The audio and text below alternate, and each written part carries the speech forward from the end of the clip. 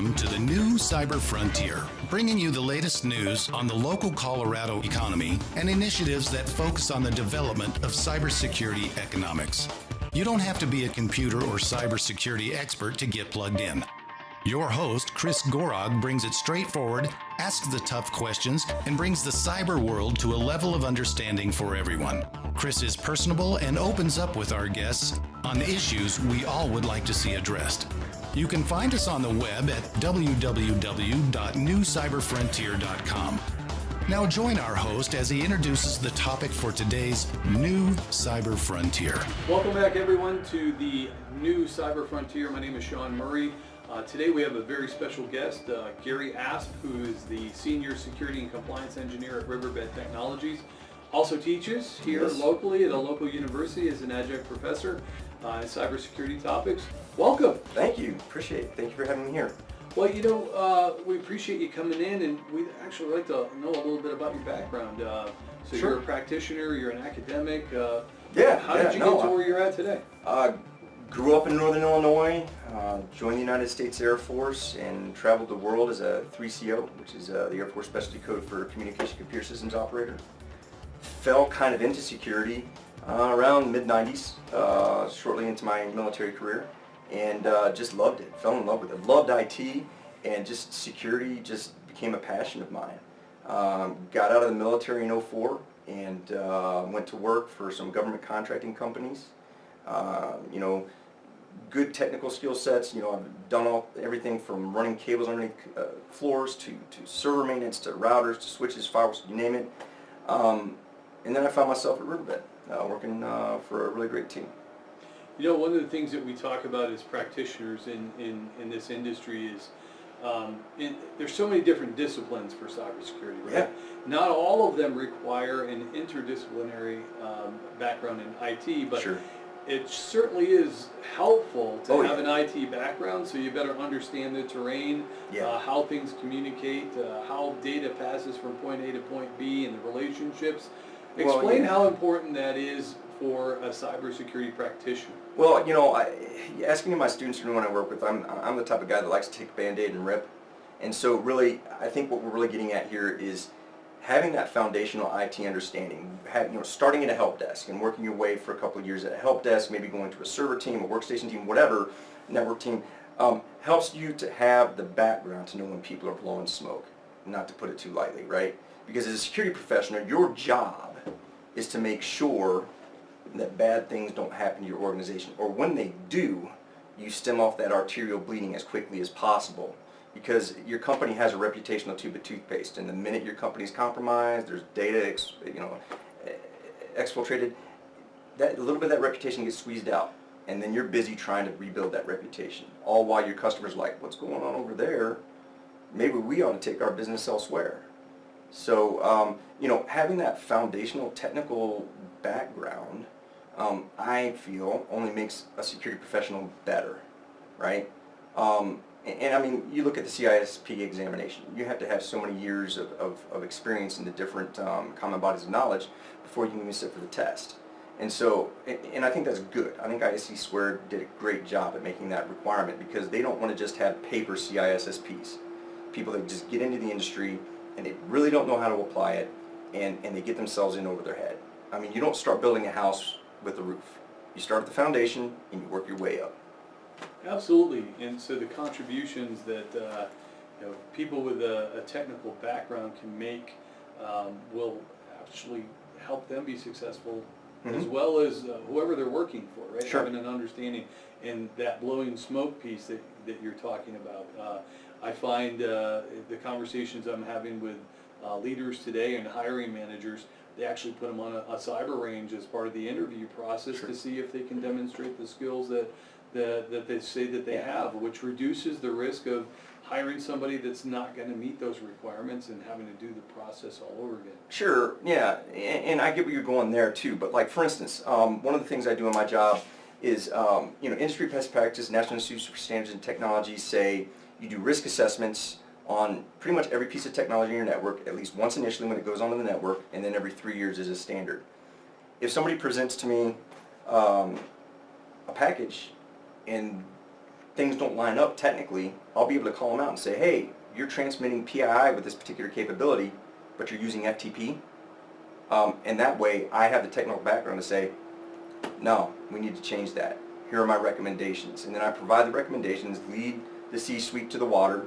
They can take my recommendations and drink, or they can say, no, we'll accept that risk and we'll keep moving on.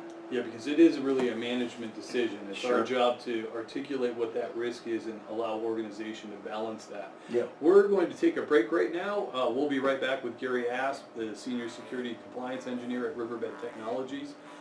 Thank you. We'll be right back. We'll be right back with the rest of today's show right after these brief messages from our sponsors. Cyber Resilience Institute helps build strong cyber communities designed to prevent members from attack. Like building a neighborhood watch, it takes coordination and a sharing community to protect our identities and valuables in the virtual world. Typically, we hear that organizations know they need to do something to protect their cyber assets, but don't know where to begin.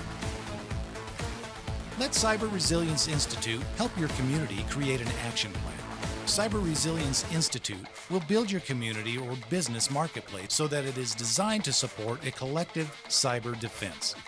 Contact them for more information at cyberresilienceinstitute.org. Well, welcome back. Shawn Murray's New Cyber Frontier. We've got a special guest with us today, Gary Asp.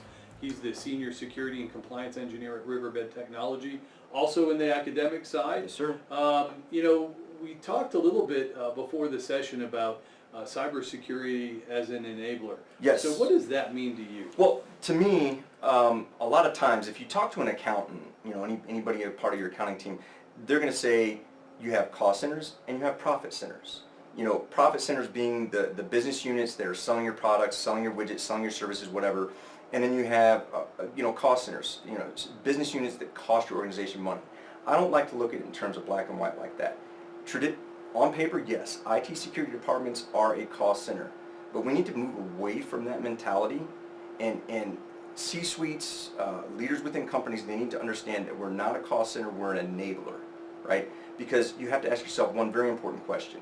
Would that company be around to sell its services and widgets if that IT security organization wasn't there to support them? And maybe they could, trundle along for a while. Maybe they could, get by. But the reality is we're there to make sure that the business is successful. We're there to make sure that that business can continue to sell its services and widgets, that it maintains a good reputation in the workspace. I mean, take a look at, years ago when Target, I would have loved to have seen the numbers. Target gets compromised. I bet you their sales just plummeted because people are now thinking, oh, Target's compromised. I'm going to go shop at Walmart. And taking a look at those numbers, and that's real to an organization. And now you're talking about two huge organizations that, can recover. But if you're talking about a fairly small organization, they might not be able to survive that. And so you really have to look at it in terms like that. Can we afford not to have an IT security organization? Yeah, it goes back to that reputation piece that you were Yeah, talking reputational tube of toothpaste. You squeeze it out, you're going to be sitting there with that popsicle stick, scooping it back into the tube, and all the while your competitors are going to be like, hey, come on over here. We haven't been compromised. Right. And how much of your bottom line is going to be lost? When we talk about how cybersecurity brings value or is an enabler for the business, oftentimes we have to understand the objectives, the goals of the business, and how we can align our cybersecurity program to show that we're an enabler. Right? Sure. How do we do that? How do we do that with leaders? With leaders, I think it's showing them the good key performance indicators, KPIs that we talk about, showing them good metrics on how we've impacted the organization, right? Like for instance, one of my KPIs that I report on quarterly is the number of security risk assessments I do.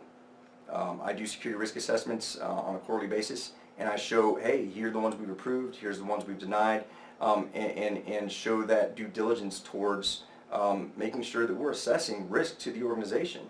Because every organization's got risk, and my job is to make sure that my leadership knows that risk, they understand it, and they can make an informed decision. and move forward. So, and that's a key thing, that a lot of IT professionals and sometimes cybersecurity professionals, we're passionate about what we do. We know what that contribution is.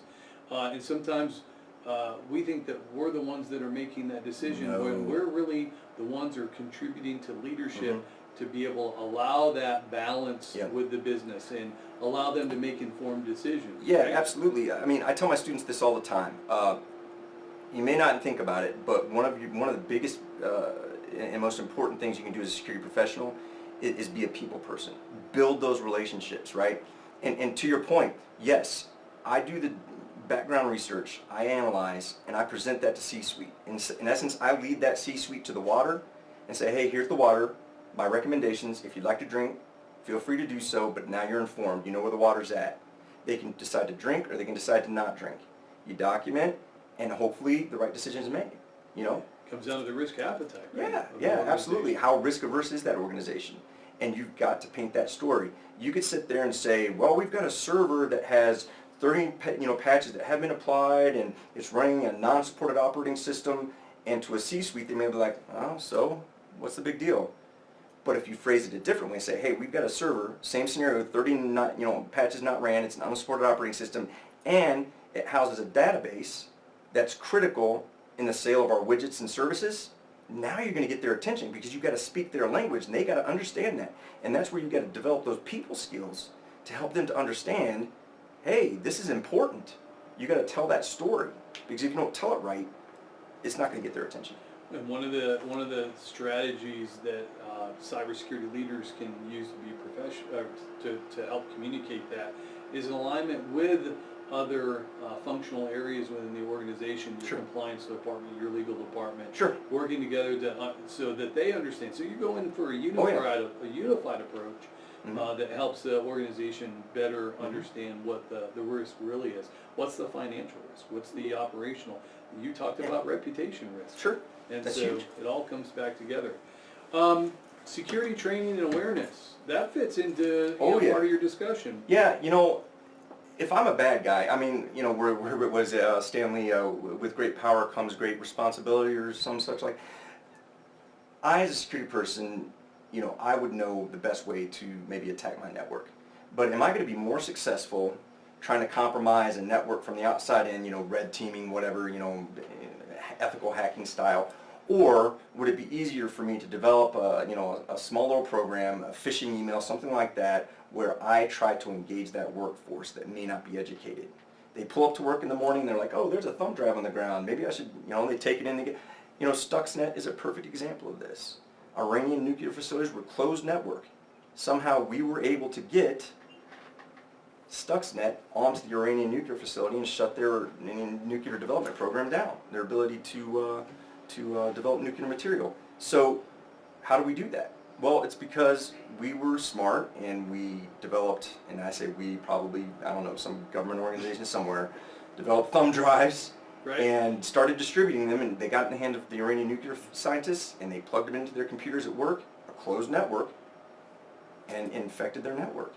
The same holds true for any organization out there. If they ignore their workforce and don't turn them into quasi-IT security professionals, helping to support the overall security posture of the organization, you're going to find yourself hurting. I was working for one organization, they had no training program whatsoever, and their incidents were through the roof. The minute we started educating the workforce, those incidents started dropping, and I'd much rather have a user come to me and say, hey Gary, I think there might be something fishy going on here with this email, this telephone call, whatever it is they got, this thumb drive, and have them be wrong, than have them not say anything, and have them be right. I'd much rather, it just blows me away. You're really shooting yourself in the leg by not educating your workforce. So when we talk about that, we encourage good behaviors, we discourage bad behaviors. Sure. Give us some examples of what's worked for you. I'm not above bribery. Spend a couple $1,000s. That's a small budget line item each year in your APO planning. But buy a bunch of Starbucks gift cards and say, hey, we're going to produce a quarterly newsletter, IT security, cybersecurity awareness newsletter. If they read it and answer a few questions in the back and send an email in, then you pick some random winners, right? if somebody's out and they see, you know, like somebody going through a badge door, and they don't just leave it open, but they sit there and check everybody's badge who comes through, because they're responsible. They open that door. You say, hey, I'm going to identify Joe Blow there for you know, being a security rock star, and give him a rock star energy drink with a little certificate or something like that. Do something that is going to incentivize that workforce. It works. People like to get free stuff, you know, and then they get passionate. They get, hey, you know what, this isn't right. And they understand that they're part of that organization's success from a security perspective as well. We absolutely have to rely on that. Absolutely. If they can understand and understand how it aligns to the success of the organization, especially with the contribution they're making to the organization. You're not just an employee. Oh, yeah. You're contributing to our success. Yep. Here are some risks as to how you wouldn't be. Yeah. How do you discourage unacceptable behavior? Now we're talking carrot and stick. We talked about the carrot, now we're talking about the stick. There's got to be consequences, unfortunately, for noncompliance. And really, you know, it's the darker side of it. You know, you're going to have to work with your HR, with your legal teams to make sure that you're staying within the bounds of laws and things like that. But, you know, termination could be one. Possible admonishment, with enough admonishments where it could potentially lead to termination. You know, like for instance, we recently implemented something where during incidents or we find that a change has occurred on our network that has not been authorized, we revoke administrative privileges of the person doing that implementation until we can get to the bottom of what happened. Now that has an impact. Think about it in terms of that person that did the change, the unauthorized change. Are they going to be able to do their job without those administrative or elevated privileges? Yeah, sometimes we can take that and we can turn that into you know, a learning capability, right? Oh, yeah. So start off minimal, and if you're going to continue to repeat. Yeah, don't come right out with a stick. Yeah. Yeah. Start out slow, work your way up. The message spreads like wildfire. All right, great message. We're with Gary Asp, Senior Security and Compliance Engineer at Riverbend Technologies. We're going to take a break right now. We'll be right back. We'll be right back with the rest of today's show right after these brief messages from our sponsors. Cyber Resilience Institute helps build strong cyber communities designed to prevent members from attack. Like building a neighborhood watch, it takes coordination and a sharing community to protect our identities and valuables in the virtual world. Typically, we hear that organizations know they need to do something to protect their cyber assets, but don't know where to begin. Let Cyber Resilience Institute help your community create an action plan. Cyber Resilience Institute will build your community or business marketplace so that it is designed to support a collective cyber defense. Contact them for more information at cyberresilienceinstitute.org. Welcome back. Shawn Murray at New Cyber Frontier. Our special guest today is Gary Asp, Senior Security and Compliance Engineer at Riverbend Technology, also a local professor here. Yes, sir. Let's talk a little bit about that. What is the reason that you decided to get into the academic side? How does being a practitioner help you be successful on that side as well? Yeah, you know, I think it started with the Air Force. In the Air Force, they teach us integrity first, service before self, excellence in all you do, which is something that's the Air Force core values, and it's something that I've tried to maintain personally throughout my life. Am I perfect? Heck no, I've made my fair share of mistakes, you know, but the Air Force is very big on OJT, on the job training, and helping other people to learn, you know, and grow. And I found a lot of value in that. I find a lot of self-fulfillment in that, you know. I love it. When I can explain a topic to a student, the light bulb comes on, they get it. I know that I've helped that particular person to improve upon themselves. And I think that's where it's at, you know. It's adopting a lifetime learning perspective versus I'm just going to have to get this certification and I'm done. I'm just going to have to get this degree and then I'm done. You know, you should always be pushing yourself, always be trying to excel and make yourself into a better, you know, person, a better engineer, a better father, you know. And I think it's important, and it gives me a lot of fulfillment to stand up there and teach a class and help to grow and shape minds. And I tell my students, hey, I hope I learn a little bit from you too. I don't expect it, but if you come out of this term a little smarter than when you came in, I've done my job. Well, and you take a look at this industry, this career field is always changing. It's one of the Exploding. reasons. why Yeah. I enjoy it is I'm not doing the same thing every single Nope. day. Some of the processes are, you talk about maintaining your assessments to, Sure. keep that baseline. But, organization wants to succeed. They want to venture into other areas. Right. Ingenuity. And so we have to help guide them. How do you accomplish that with your organization? Well, as far as like helping people understand what they want to do next, or Risk as far as that we're introducing new technologies. Sure. We may not understand the risk associated with those technologies, but it provides a capability for the organization Right. to be successful. Right. How do you help those organizations along, those business units succeed at the same Okay. time addressing the cybersecurity risk? Yeah, sure, sir. So I'll give an example. I introduced plan of actions and milestones. Fairly common in the industry. It's just industry standard. NIST supports it. And there were a lot of people that just had questions about, well, why do we need this? What are we using it for? And so I just conducted an hour-long WebEx. I work from home, and I did an hour-long WebEx where I recorded it. I developed the program. I modified the POA&M, the standard template that you can find out on the web right now or at NIST, and to be tailored to the needs of Riverbed. So I eliminated quite a few columns, but I helped them to understand what it's used for. It's a living, breathing document to help track statuses of different, how should I put it? Risks, not per se, because it's not always just risks. Could be Anything that goes on with the vulnerabilities, system. could be risks, right? Yeah, exactly. And it's a way it's a living, breathing document to help track the different activities that need to occur against that particular asset, right, that particular system, and a way to help align resources, personnel, time, whatever, and especially from like a director level who's doing APO budget planning, saying, oh, you know what, we need to make sure we are able to, take care of these line items. I need to now include this in my annual budget, because if you don't have budget for it, it's not going to get done, which is another huge aspect of helping people to understand the full life cycle of a system, right? Anybody can throw a system on the network, Sure. right?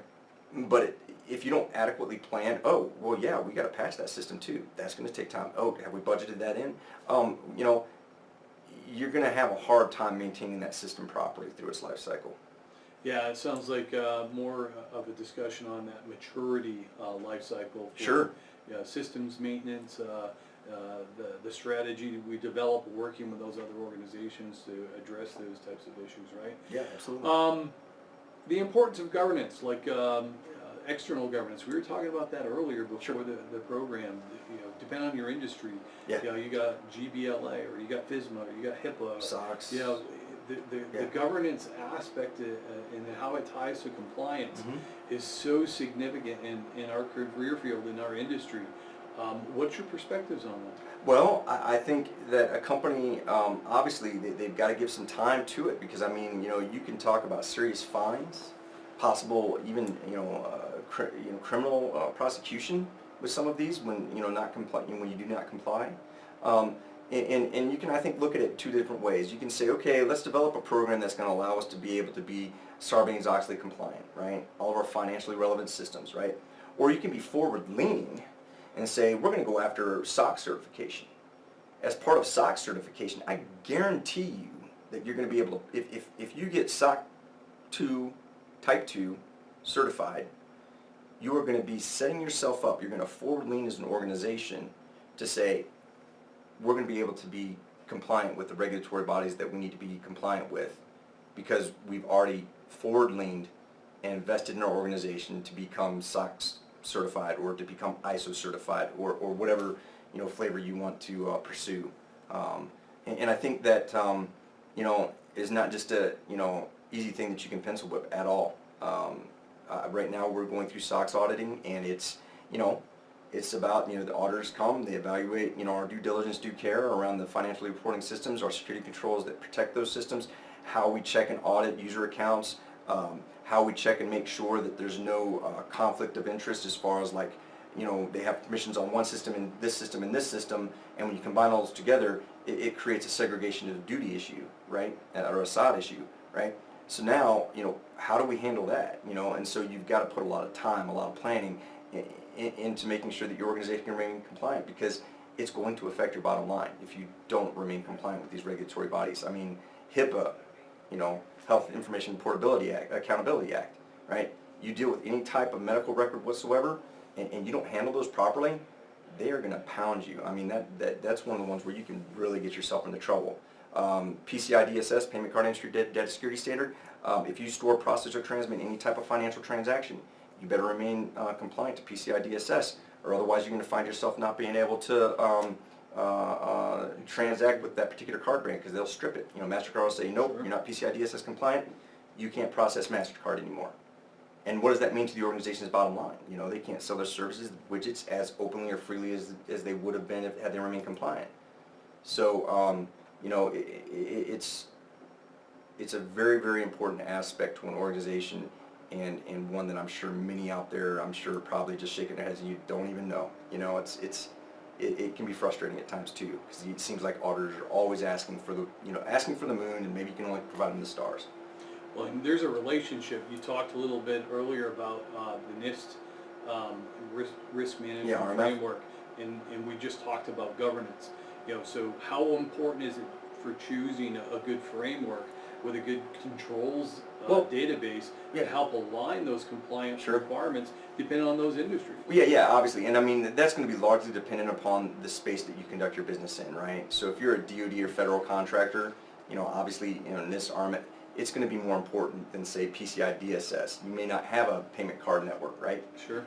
So, identifying those, and you're going to have to work with the legal team and make sure you understand the contracts that you're going through, and the work that you're executing, so that you know what frameworks you need to be compliant with.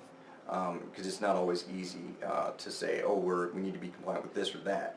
But when you're talking about something, like a SOC compliance or a ISO compliance, those services that you pay for, that's going to speak to due diligence, due care, and forward leaning. Because if you're doing the requirements to maintain SOC level certification, if you're doing the forward leaning to maintain a level ISO certification, or if you're developing applications and you want to get your application certified underneath the common criteria, for instance, it shows that forward leaning so that any other compliance or regulatory body, it's going to make your job that much more easier. And it can get pretty complex. We were talking earlier. Oh, yeah.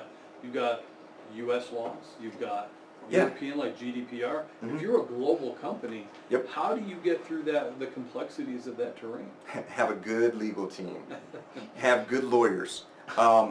Because they're going to be the ones that are ultimately going to tell you. So, like, if we have an incident, and maybe it involves data exfiltration, right? One of the first things we're going to want to know, or you're going to want to know as an IT security professional, is, okay, what data is involved, what are the customers involved, and where are they located at, right? And then you interface with your legal team and say, hey, what are the regulatory requirements for these different areas? For instance, if it involves anyone, regardless of whether the event happened in the EU or not, but it involves an EU citizen, you now need to be GDPR compliant, right? And like you were saying earlier, when we were discussing 4% of the, gross revenue? Gross revenue of the gross company, revenue of the company. And then that's big money, and that affects an organization. When you're looking at incidents, when you're looking at things like that, these are the kinds of questions you need to be asking yourself. And then, obviously you want to stem off the arterial bleeding and make sure that you stop whatever the event's happening, obviously, and then get to the root of it.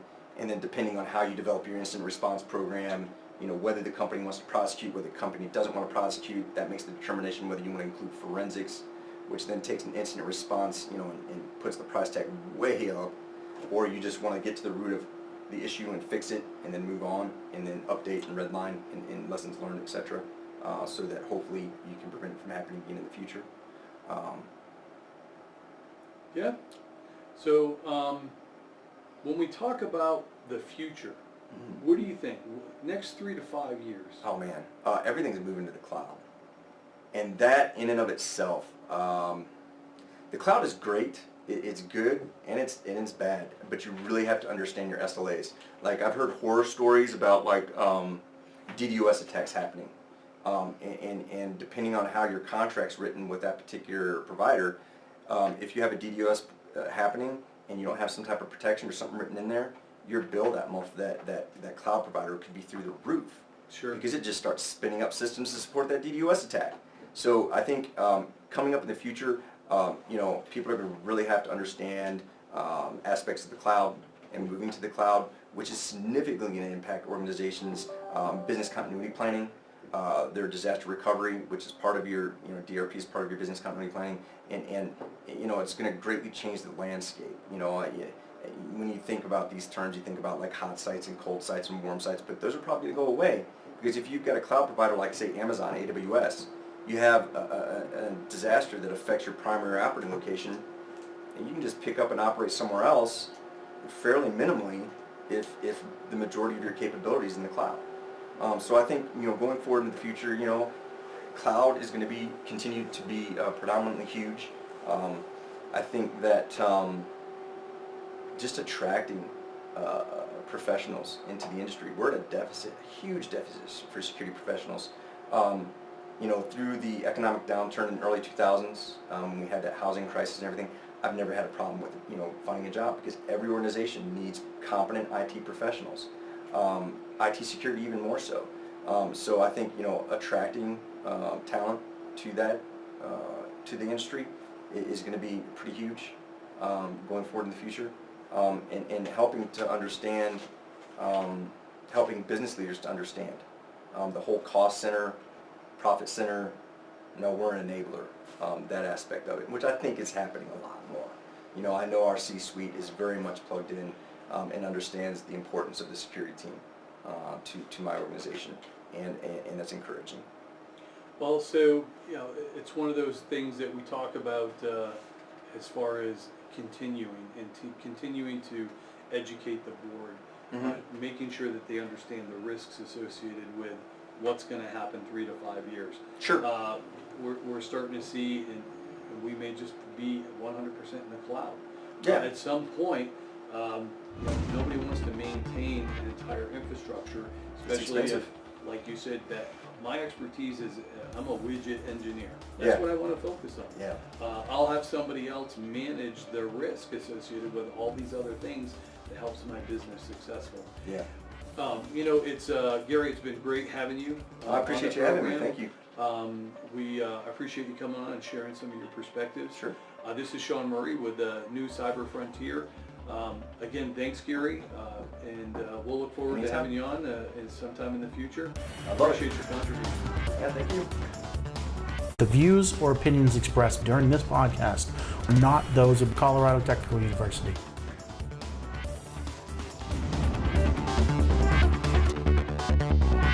We hope you have enjoyed this episode of New Cyber Frontier. Remember to get involved.